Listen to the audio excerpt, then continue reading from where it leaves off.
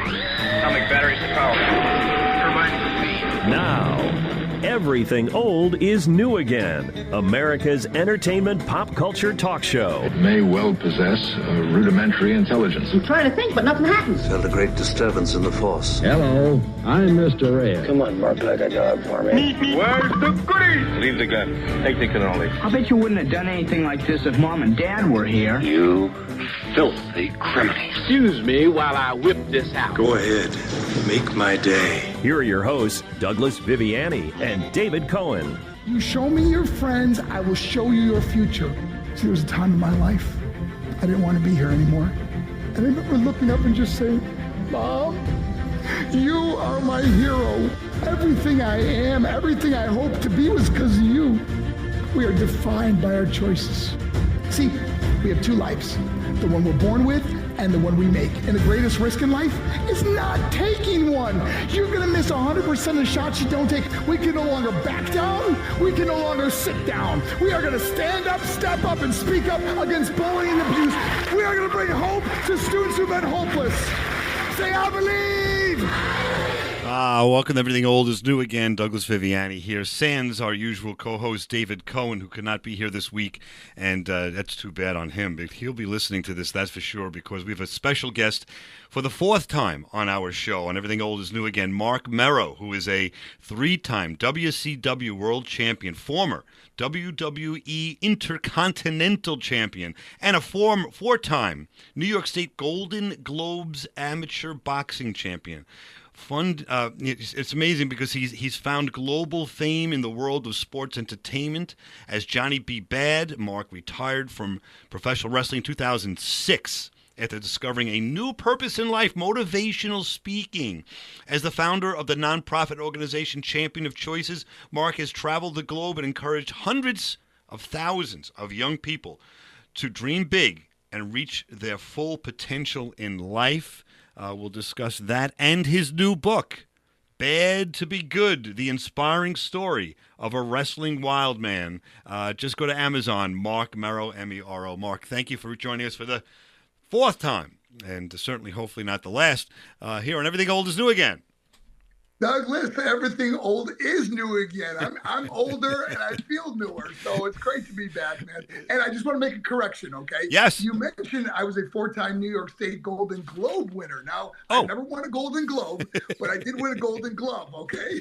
All right, I'm going to have to fix that. I'm going to put a different word in there so that we can edit that so I look like a genius. But if I don't, it just shows you that I'm human too, right? Fine. Hey, who cares? You know, maybe I'll get maybe you spoke something into existence that someday I'll get a Golden Globe. There you go. You got to put it out there. We'll talk about that, but you got to have the dream and believe in it first before you can even achieve it, right?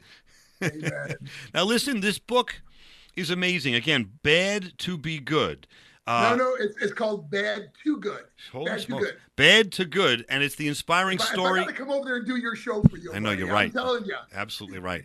I get. Maybe we do need David Cohen here this week. Anyway, it's a book that you wrote with Ben Veal, Bad to Good. Now, I found it interesting. I'm going to read you the first sentence and the last sentence of the book, and we'll get into this.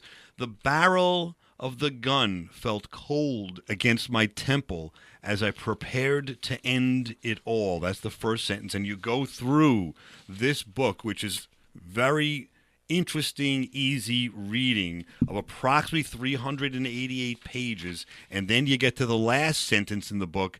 I can't predict the future or how many more spins around this earth I'm going to get, but I can make one promise with absolute certainty. When death does eventually come for me, the Grim Reaper's going to find me living until my very last breath. We're not going to be able to answer that question in the next hour, but I do want to pose it to you, and we'll revisit this issue as the last question of our interview in about an hour from now on Everything Old is New again. But I want to exemplify this story of starting at such a low on Christmas. I think it was 2003, I think you said it was, where you were about to take your life in the shower, and to now where you're enjoying life, you're fighting for every day, you're smelling the roses, if you will, every day and enjoying every moment of your life now. I know this is a very difficult question to do in a couple of sentences, but I'm just going to throw it out there. How do you get from such a low to such a high? Well, I think that the beauty of this book is that so many people reading this have also gone through adversity in their life. We maybe not even admitting it or even admitting to themselves how low we can go. I hit rock bottom and then realized rock bottom had a basement, and getting into such depths and feeling like I didn't want to be here anymore. I think so many people reading this are going to be able to relate to that part of my life, but then making this amazing comeback, realizing that the rest of your life can be the best of your life. We don't live in those were the days. Douglas, these are the days. These are the days we learn from past mistakes, man. We grow in grace and knowledge. We can accomplish anything we set our minds to. And somebody listening to this is realizing, oh my gosh, I have a story in me. I need to self-publish a book. I need to get out there. I need to start speaking. I need to share my story because it's going to inspire other people. And what I realized is that by me helping other people, saved me, helped me, made me realize I have a plan, that God had a plan and a purpose for my life, and I want to completely fulfill that. And we'll start with the word forgiveness on some level, and it goes through the book, and there's many themes and lots of wrestling discussion as well. If you're a wrestling fan, to hear all the behind-the-scenes activity from the various companies you were with, and the waves that you made, if you will, and the friends and foes like Mick Foley we'll get to, and some others. But the real question is, when you were in such a low in that shower, I believe, because I read the book a little ways back, but I recall you saying that I think the first thing you did was ask for forgiveness from God and ask for some guidance in that moment, and that gave you some help in some way to overcome that immediacy of that immediate problem right then and there. The thing is, though, is we can't live with bitterness, resentment, unforgiveness in our lives. And, you either forgive or you relive. In other words, you're going to relive those moments over and over again. And the one that's suffering is you. But when you forgive someone, man, it just releases so much pain and heartache and brokenness off of you. And, and people always ask me, they go, well, Mark, how do you know you've forgiven someone? And I said, for me, it's easy. When I hear their name, I don't get angry anymore. So that's how you know you're really forgiving someone. And sometimes it takes time. I'm not saying it's an immediate thing, but it can take time, but work on it, because you work on yourself and you become a better person. And I live my life. I can't think of a person in this world that I have not forgiven or have moved away from it. And it's funny when I go to wrestling conventions and see guys that, man, I didn't get along with that guy. I couldn't stand that guy. Man, as soon as I see them, I walk up and give them a big hug, and it's like this camaraderie that we once had together is just absolutely incredible. And that's forgiveness. We've all had stuff in our lives that we've had to and want to overcome. And I've struggled sometimes with something recently, and I really didn't, and it never hit me. Part of, or the solution eventually, when it finally did hit me, was the word forgiveness. And not just the word, but actually doing that, even if the other person didn't even ask for it, because it's a gift that you're giving, of course, the other person, but you're giving a gift to yourself, as you just said, to be able to kind of not have that angst and aggravation and blood pressure rising and so forth. Every time you think of that particular situation, you get the grace. It's the only way I can explain it is almost all those emotions are flushed out of your body. You may not forget, because you always want to learn from the past, and everything that happens in some way could, you've contributed to in some ways. But the bottom line is to be able to have that grace and take a breath and then move on. Boy, is that an amazing gift, as you kind of said just now, to be able to not look back. Like Everything Old is New Again is not a show to look back and just stay in the past. We learn from the past and we look to the future, but we live for today with a smile. And that's what this book does. Another thing, Douglas, is many people have that opportunity to forgive someone, but sometimes the hardest person to forgive is ourselves.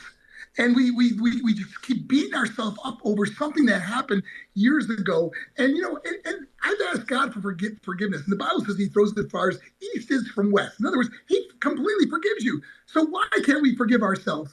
Get over it. Move on in your life, because you're just going to keep beating yourself up over something in the past that you cannot change. And so many times we worry or are stressed out or have anxiety over things we cannot change. What an amazing thought. Thank you very much. It's exactly right, and it's so overlooked, and that people beating themselves up, it almost becomes their daily routine, and they wake up in the morning, they're wondering why they're in such a bad mood, let's say, when they wake up, because they've got this black cloud, kind of, where they're still saying, I can't believe you did this, or whatever it might be. So what a great lesson. There's so much more. We're going to talk wrestling and more.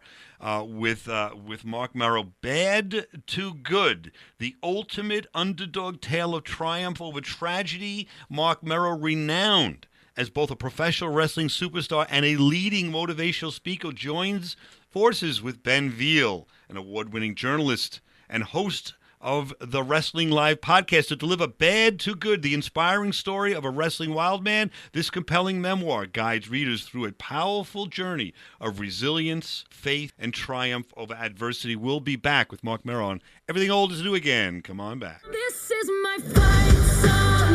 Take back my life song.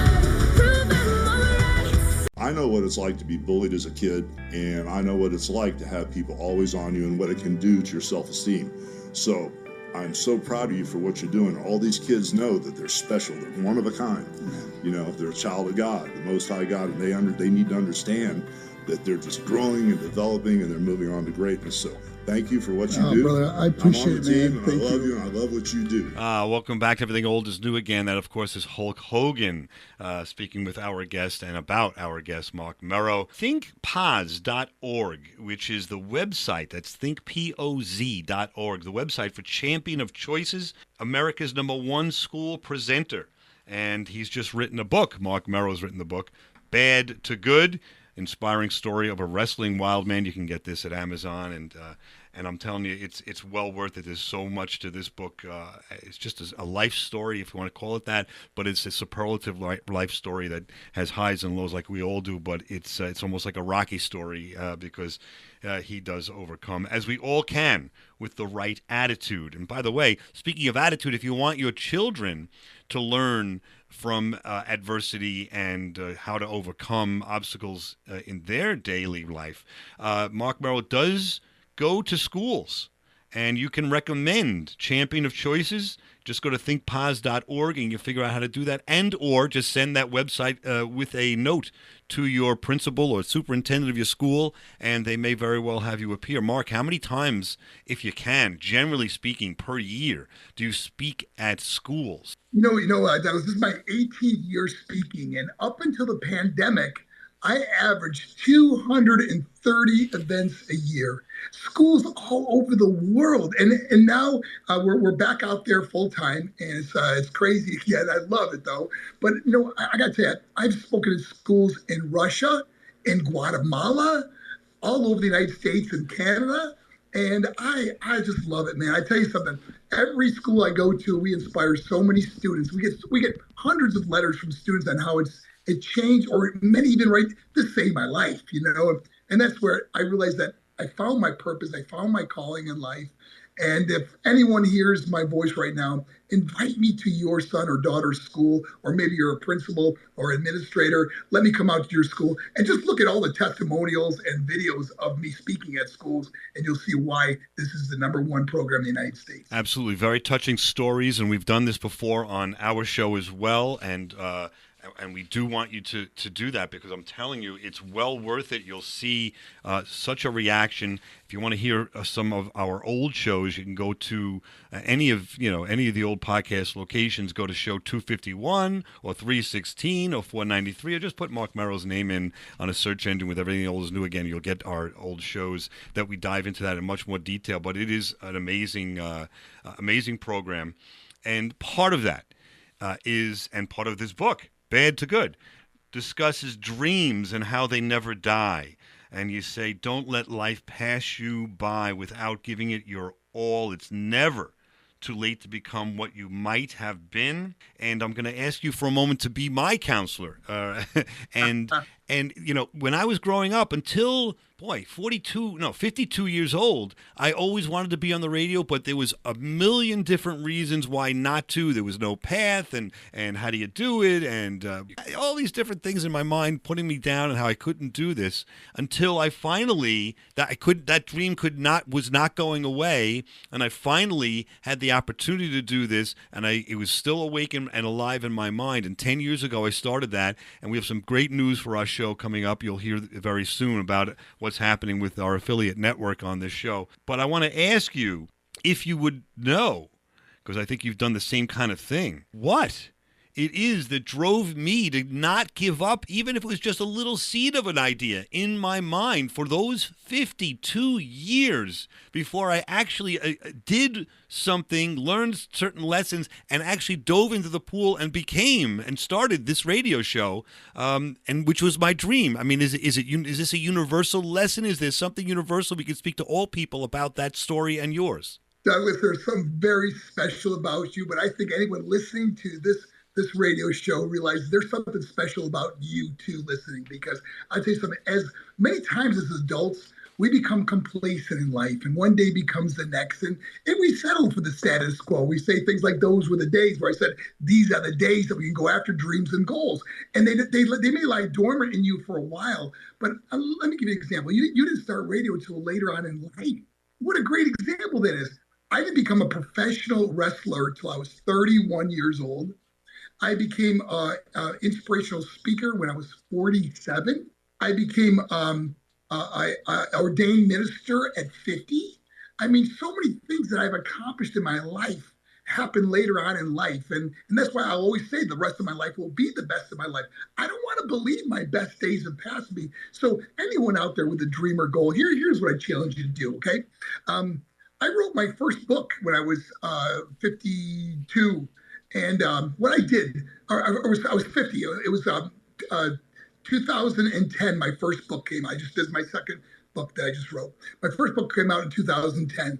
And what I did was, in 2 years before that, I took a Post-it note, and all I wrote, it was 2008. I took a Post-it note and wrote book 2010, and I stuck it on my computer. Now, here's the thing about writing down your dreams and goals, or writing your dreams into existence, or whatever you want to call it, okay? There's so much power in this, okay? Zig Ziglar said, don't just think it, ink it. So I took this Post-it note, and now every day I got in front of that computer, I seen book 2010. And Doug, I'll be honest, the first year, I didn't really write a whole lot, but then I realized I had 1 year left. And man, I got busy. I started writing this book, and by December of that year, 2010, my first book, How to Be the Happiest Person on the Planet, was delivered to our office. And the reason I'm sharing this is I would not be a published author if it wasn't for a Post-it note that reminded me of my dreams or goals, because as adults, the years go by very quickly. And then we always say, oh, I always wished I would have wrote a book, or became a radio DJ, or whatever it would be that people are hearing this right now. They go, oh my gosh, I'm really talented at this. I should pursue this. I'm challenging you, go after it, man. Write it into existence. But the key is, put that somewhere where you have to see it. I don't care if you stick it on your refrigerator at home, your bedroom wall, a drawer you pull out every day. Put it somewhere where you got to see it, and watch how close your dreams will become a reality in your life. Yes, and as you discuss in the book, which is Bad to Good, and as well as in your discussions with with children and other people listening as a motivational speaker with Champion of Choices, things can get in the way of the dreams, such as money. And such as the drive for money. As you say, you wanted to be number one. You had the drive to be the millionaire at the expense of some other things in your life, such as your family life and your experience with your mom. And I think you would say that you learned a lesson from that. And it's not all about the dollars. The dollars will follow you. So don't not follow a dream because it's different and there's no certain path. And where's it going to take you? I think you say it best when you say in the book, don't keep your dreams in a box. Believe in them. Write them into existence, as you just said, and then take action to move towards them. And I think that's great advice, and you just told us how that came to light. I think also you acted on that dream. Sometimes you could also write another couple of Post-it notes as to this month, this year, this week, today, what I'm going to do. Even if it's just writing 3 sentences of that book today, I'm going to achieve or progress through, this project day by day, minute by minute, right? And I tell you something, there's so much power into writing your dreams and goals down. And I think anyone hearing my voice right now is saying to themselves, "Oh my gosh, that's what I have to do." But let me just say this: how many success stories do we have to see, read about, or watch on social media before we go out there and make our own? Right. See, you either build your own dreams or you work for someone to build theirs. How bad do you really want it? And that's the way you got to say to yourself, "I want to go after my dreams and goals. I don't want to look back on my life and say, oh, I wish I would have done this, or I wish I could have done this." Life passes quickly. Don't miss the opportunity. And boy, what a lesson also about attitude. You talk about a little bit about Honky Tonk Man in the book, and how he was a little prickly and kind of not so fun to work with, let's say. And then you talk about Eddie Guerrero, who got it and was. And you talk about a lot of wrestlers, but I'm just mentioning those two, was a pleasure to work with. Both were wrestling with you. Both had success, monetarily. Both had success in the various, WCW or WWE that they were in. But what a different experience you had wrestling both of those individuals on a number of occasions based upon other things, but it sounds like based upon their attitude towards their sport and attitude towards you as a person. Well, the one thing I realize, especially as I get older and understand working with so many people on issues they go through, is, Douglas, we don't always know what someone else is going through in their life, and hearing Honky Tonk Man speak on numerous occasions on podcasts when he talked about us working together and what he was going through. I had this huge guaranteed contract. He was only getting paid $1,000 a match, which, is not a lot of money for being a professional wrestler. And he didn't have a contract. So it really bothered him to have to lose to me. And, at the time, I'm like, dude, we're professionals. Let's get this right. But looking back, I can understand why he could be so, upset about it, that this young kid's got this huge guaranteed contract and he's working his butt off and he's already well known. So looking back, I can really understand. So I realized that we don't always know what someone's going through. So give people the benefit of the doubt that, if they are a little, mean to you or not as outgoing, or they have a bad attitude, because, sometimes you can change someone's attitude too by having a great attitude. There's absolutely no doubt about that, and we talk about Mick Foley in the next section just for a few minutes here to dive into some wrestling. There's lots of wrestling in this book, bad to good, and lessons and so forth. But yeah, you turned him around, and we've said the word already, but we'll get to it in the next section as to how you did that from his point of view. And we'll be back right after this commercial break with Marc Mero, Bad to Good at Amazon.com, Champions of Choices, thinkpos.org. I think you have a website also, marcmero.com. Am I wrong? Off the top of my head, I thought it was. Yeah. There we go. And Mark is with a C. That's right. That's a good point. MarcMero.com. We'll be back right after this, and everything old is new again.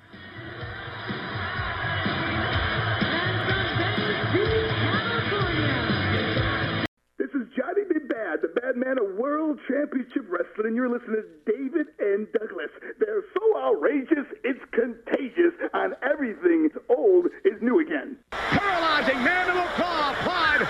You're responsible for this, Goldust.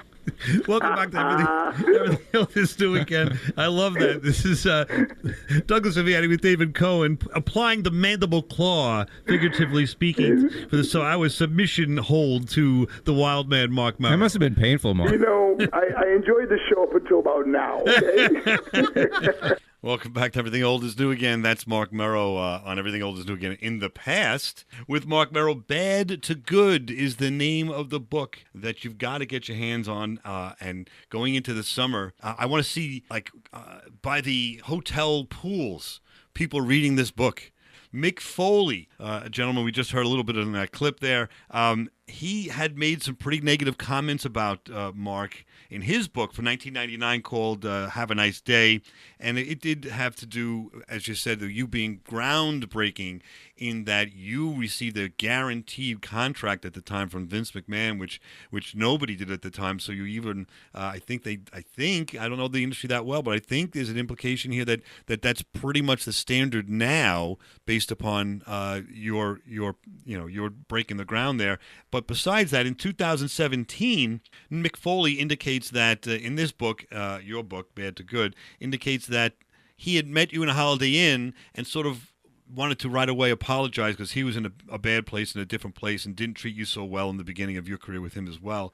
And he said you put your arms around him, hugged him, forgave him, and that kind of changed his attitude not only towards you but in general in his life. And again, back to that forgiveness aspect of things. And now he's says in the book and speaks of you as without a moment of hesitation, he gave you a big hug and said there was nothing to forgive, and that changed things, and you fellas are now friendly or friends now to this day. I guess we can dive into that a little bit with you. But did I present that the right way? Yes, Mick Foley's a great guy, man. I tell you, I'm so blessed to have him as a friend. He does so many good things for other people. He does so much charity work.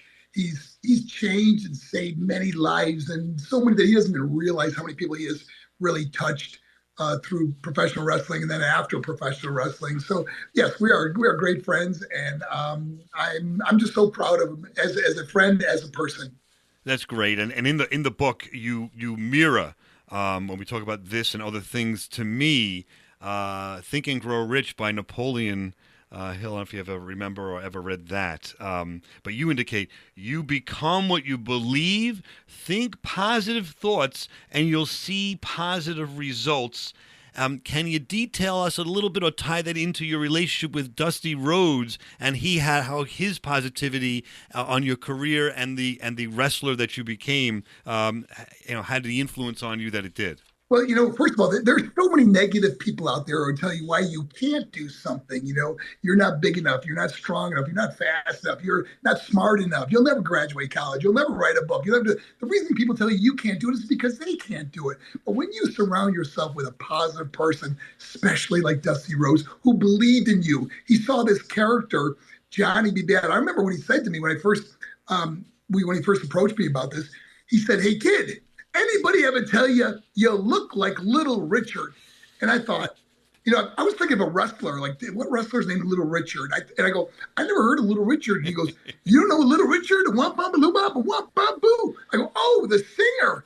I go, "No, Dusty, no one ever told me I look like him." He goes, "Oh, I think I got a gimmick for you." Now, he saw something in me that I never would have seen. But now let's go a little bit further. Now he tells me what the character is like, okay? Very effeminate, very outrageous, very flamboyant. And, he talks like, "I'm so pretty, I've been born a little girl." Something. And, oh, my gosh, I don't know how to do that, Dusty. And Dusty was always flamboyant, Yeah. So some of the greatest memories I have from wrestling was that Dusty Rhodes would have me come to the arenas early, and he would work with me on the character, how I would walk, how I would talk. And we would get laughing so hard. We'd hug each other and just keep laughing because he would go, no, I want you to do it like this. You come up and you go, "I love to rock and roll. I'll strut and stroll, and I'm here to drive you out of control." Why? Because I'm a bad man. And he would do it so funny. And I'm thinking, how do I do this? And eventually I got it down to where he goes, "Oh, I love it." So I made his day, or made the character work, and we had a lot of fun with it. And I did it for 6 years, and Dusty Rhodes was my mentor, my friend, my confidant. He was everything to me back then. And in some ways, I know he was tied in with the management of the company and so forth at that time, but in some ways, he didn't have to do that or do it that way and have that much of a positive attitude so much. I mean, I think when I see and speak with you and just seeing him in the past, I grew up in the 70s and loved watching him as well. it kind of that influenced you, or maybe you tell me, did that influence you on your sort of early attitude towards life, being positive, or did he pass that along to you, or am I just out there? No. I mean, when you cannot be negative around Dusty Rhodes. Right. He's just one of those guys that the room lights up when he walks in, and he just is a funny guy too, man. He always had stories. Dusty would always share stories about past things that he went through, and most of them were very funny stories, and I actually got to wrestle Dusty in his later years, and he used to have the bionic elbow. Right. And I remember talking about the match before we all went out. It was a tag team match. As Jeff Jarrett was my partner against Dusty Rhodes and a guy named Russ Rollins. And the place was packed, okay? And Dusty's telling us how the match is supposed to go. And I'll never forget. He goes, so when I raise my elbow, everybody just fall down because he didn't want to have to work too hard at this stage, But my gosh, I got to take the bionic elbow from him. I got to have a match with him, and if there was anybody I ever wanted to get beat by, it was Dusty Rhodes. Yeah, sometimes it kind of makes a little more sense too when you look back on it. Sometimes he would put the elbow and sort of touch it with his other hand or bang it with his other hand to draw attention to that. Hey guys, I'm using the elbow now. Now we look back and see it in a different way than we saw it back then. It was such showmanship, such fun, on the level of Hulk Hogan, as you mentioned in the book. He was really something else. And Lex, there's so many stories of wrestlers and how they've become your friends and admirers. Lex Luger, who had his own challenges and so forth, indicates here in the book, in a foreword, that all of us need strong mentors in our lives, as well as a positive peers who we can journey through life with side by side, holding one another accountable for our actions.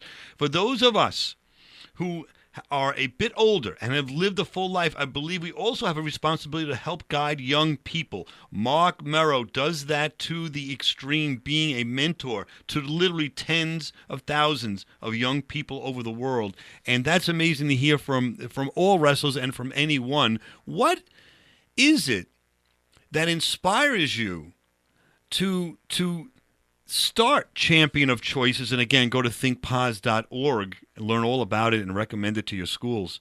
Go to YouTube and you can see all the lectures and so forth.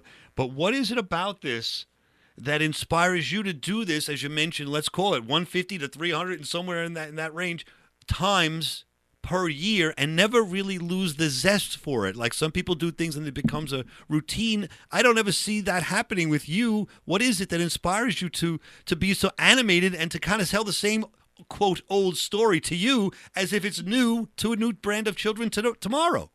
Douglas, you have to have a reason to get up every morning. And this is the greatest commandments are love God and love people. And there's no greater joy than helping another person in life. And when I know that I can make a difference, it just fires me up to be able to go to a school, church, community event, corporation, and just speak my heart out about things that I went through to try to help somebody else. And then realizing how many letters I get from someone that says, man, that just changed my life. What a great feeling that is. Oh, that and that must then feeds into the adrenaline, and then you see the faces of the people you're speaking with, and you do interact with them. And sometimes you'll ask questions and point to them, and you bring out the belt that you have for the Intercontinental Championship, and then afterwards you speak with them. So I could totally see how that would be inspirational. But I admire you and I admire like comedians do the same kind of thing, where they're doing the same routine, on stage to a different audience, but they're doing it for the umpteenth time, but they still have the zest for it. You have the zest for it because clearly, as you just described, you're inspired to do it, and it's inspiring. And when someone has that energy and someone has that zest and that drive, you can tell that versus someone that's kind of just going through the motions, And it's amazing that I think you said, did you say 18 years you're doing this with respect to Champion of Choices? My 18th year, and I turned 65 in a few months.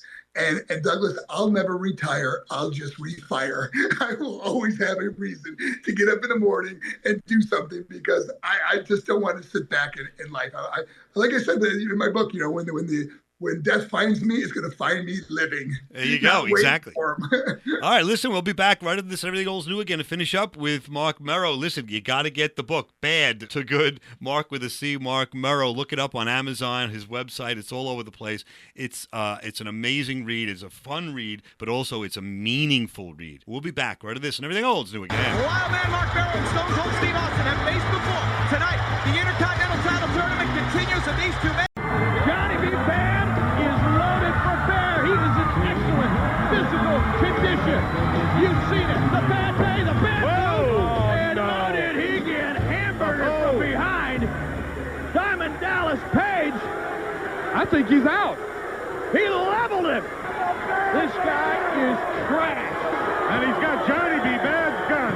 This is just despicable. Welcome back to Everything Old is New again. As you know, we're big fans here. We've done many shows on wrestling. We're here with Marc Mero, and he's here for the fourth time. So he beats Diamond Dallas Page, who's been on our show for 2 shows, talking about his yoga program. And I've lost, by the way, 55 pounds with that program and his diet and other things. So I've got to get back to Diamond Dallas Page, a good friend of Marc Mero, our guest, who says that Johnny B. Bad and, of course, Marc Mero have an addictive personality, and he will be the first to admit, and that would be Marc, would be the first to admit that he has that addictive personality.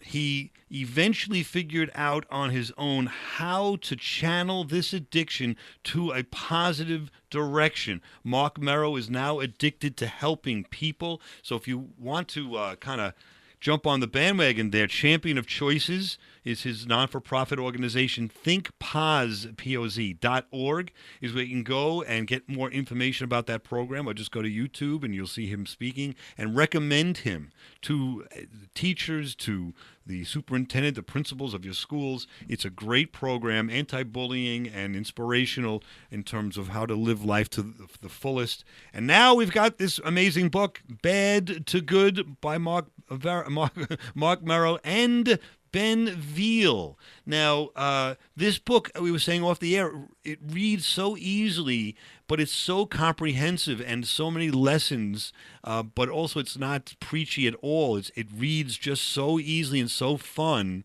How is it working with this Ben Veal? You know, it was incredible. I actually met him a little over a year ago at a wrestling convention, and he wrote stories about me in different magazines, and he's an award-winning writer. And we got talking. We just really hit it off, you know. And he knew so much about me from my past wrestling days and everything. And he said, "You ever think of writing a book?" I go, "You know, I've always wanted to do an autobiography." He goes, "I would love to write your book." And I got to tell you, we started Zoom calls together, and we would talk for hours. And he would listen to them over and over again. And he was so gifted at taking my stories and putting them into where they're jumping off the page at you. I mean, he was so talented. He is so talented. He's such a great guy. And I know that this book is going to be well, it already is a big seller, a bestseller on Amazon, and it's going to continue to do well. And I give credit to Ben Veal.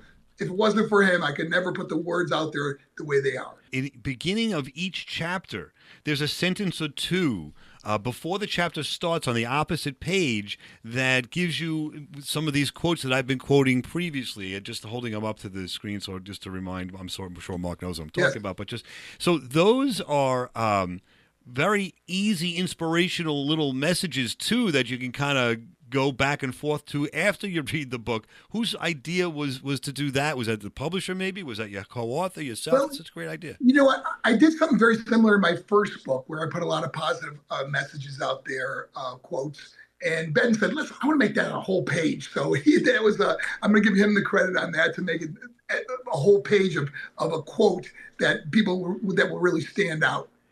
And it's a great idea. You can see in preparation of this interview, I read some things, and you can see I photocopied some of those quotes and used them because I really find that they do tell this story so well. So along those lines, I did promise that we would revisit the end of the book at the end of our interview, and we're sort of almost there. And we want to take a look now at the last sentence again. I can't predict the future or how many more spins around the earth I'm going to get, but I can make one promise with absolute certainty. When death does eventually come for me, the Grim Reaper is going to find me living until my very last breath. Define living when you say that. What, you know, because the story starts where you were going to no longer live. It was your goal. And now you're saying I'm going to live to the very end. Well, you're not going to live just kind of hanging out. You're going to do what? What define living for you? The thing is, many people live with woe is me, or they just wait. They're so ready to leave. I don't want to ever feel like that. You know, I experienced the depression and the depths of you know, suicide. And I tell you something, I am so blessed. I'm so thankful that God kept me here, that I'm going to live every day with this amazing life. And I call it living a victorious life. So when death finds me, they're going to find me living a victorious life. And, you know, it's just the way I feel and the way I am, that the excitement I have. And I hope I can continue doing this. I mean, the thing is, like I said, I'm going to be 65 years old. I still feel like a kid. You know, it's like in my mind, I see this old man in the mirror, but inside I feel like this kid.